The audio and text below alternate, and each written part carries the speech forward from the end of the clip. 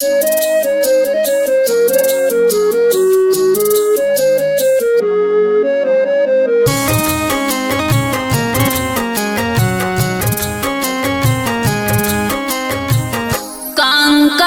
चूने चूने महला बनावाली, लोग कहे घर मेरा ए राम।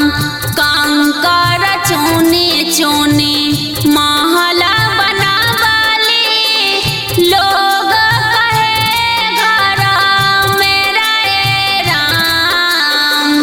ना घर तेरा ना घर मेरा, ना घर तेरा ना घर मेरा, चिड़िया ले बेबसेरा ए राम। ना घर तेरा ना घर मेरा, चिड़िया ले बेबसेरा ए राम।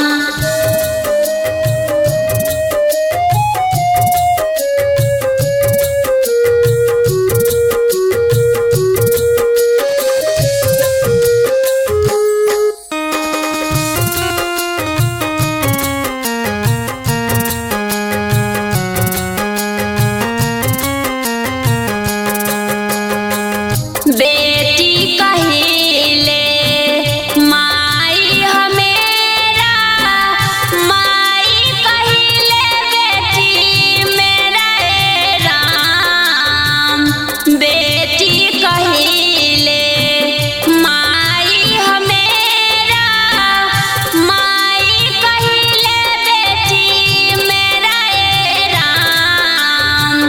ना बेटी तेरा ना माई मेरा, जन्म दिया ना के नाता ए राम।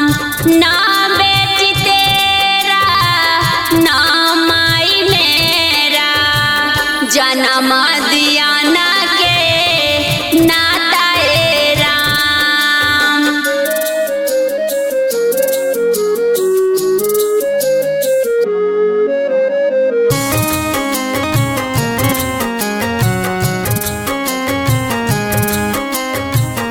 बाबू कहेला बेटा हमेरा, बेटा कहे बाबू मेरा ए राम। बाबू कहेला बेटा हमेरा, बेटा कहे बाबू मेरा ए राम। ना बेटा तेरा ना बाबू मेरा, जन्म दिया ना के नाता ए राम। ना बाबू तेरा ना बेटा तेरा, जन्म दिया ना के नाता ए राम।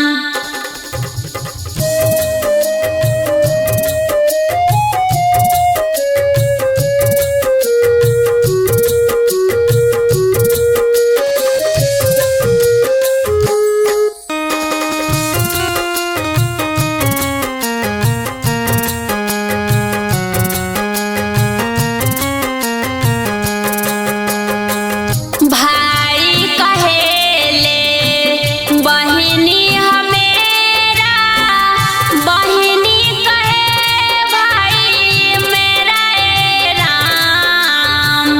भाई कहेले बहिनी हमेरा, बहिनी कहे भाई मेरा ए राम। ना भाई तेरा ना बहिन मेरा, रखिया बंधना के नाता ए राम। ना भाई तेरा ना बहिन मेरा, रखिया बंधना के